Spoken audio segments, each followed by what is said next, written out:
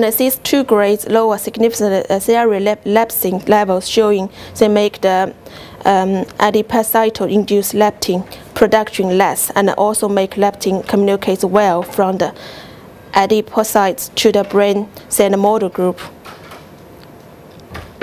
So this one shows this green tea extract can increase the energy expenditure. So you use more energy. This one says significant lower level serial total cholesterol and TC and TG. That same thing is increased high density lipoprotein cholesterol.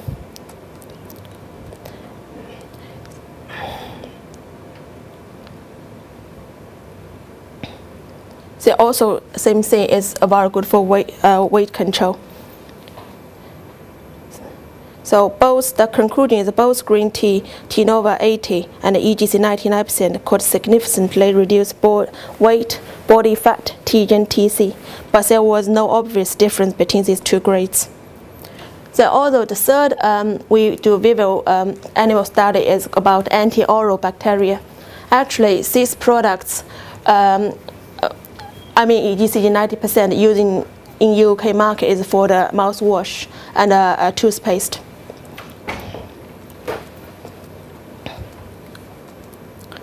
That's distilled water, and that was at 0.1% T-Nova 80 and 0.1% EGC 90%.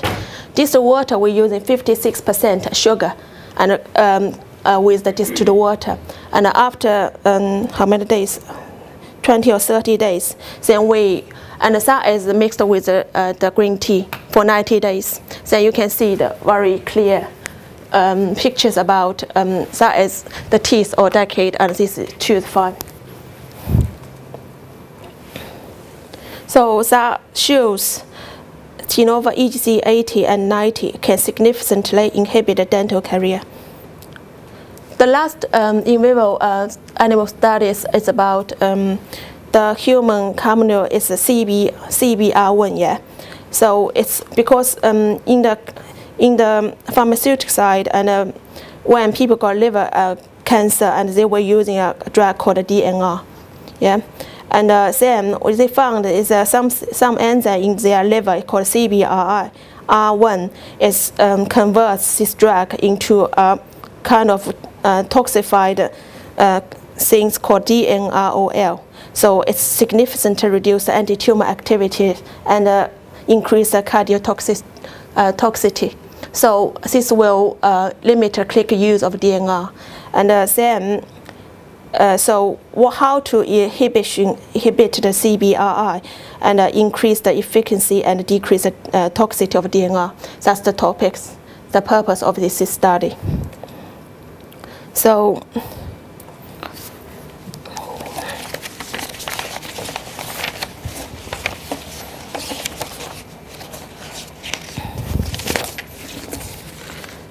this picture shows EGCG, green tea EGCG interacts with the CBR1 and acts as a non-competitive inhibitor. So these lines is EGCG.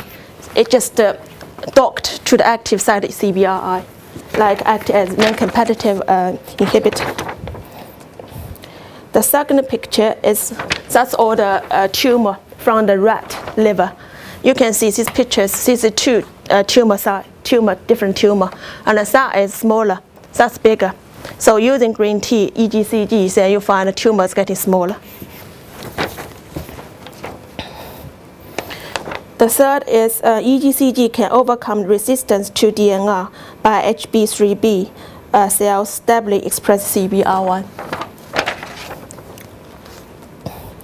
The fourth is effect EGCG on CBR1 mediated resistant DNR. EGCG decreased the cardiotoxicity of DNR in a human carcinoma xenograft model. So it shows really effective. So when you're taking the drug for DNR, you can also take in green tea. So it will help to make the drug more effective. So the next part will be legislations. Legislation, just like, because I'm I'm responsible for the market in Europe, so I will more focus on the legislation in Europe.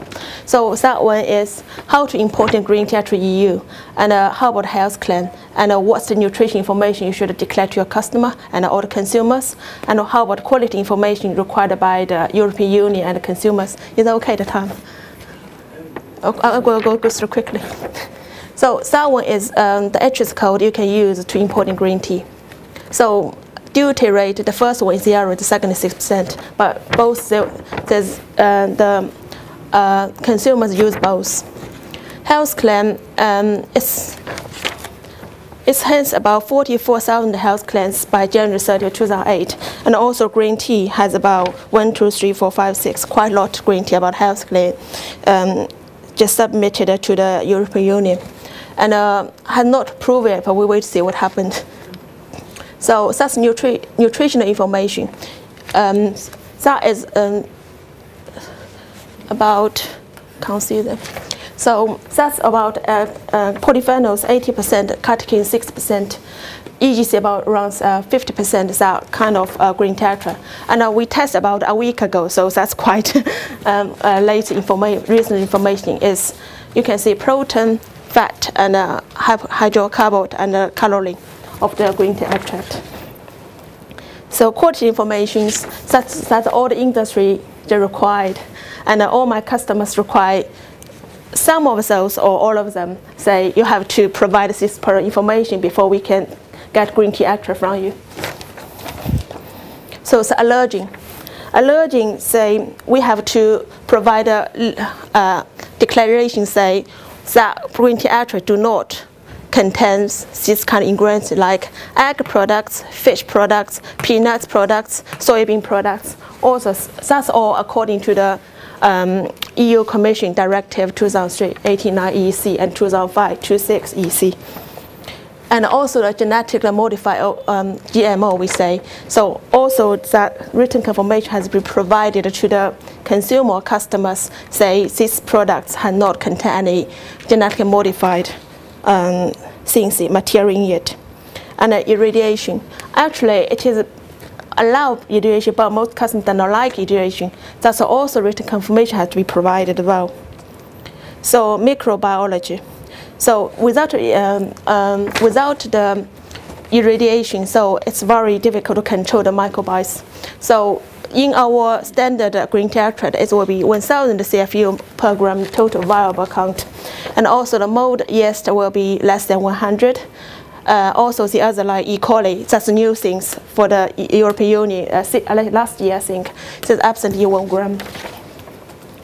Heavy metals, the recent one will be mercury 0.1 ppm, the cadmium 1 ppm.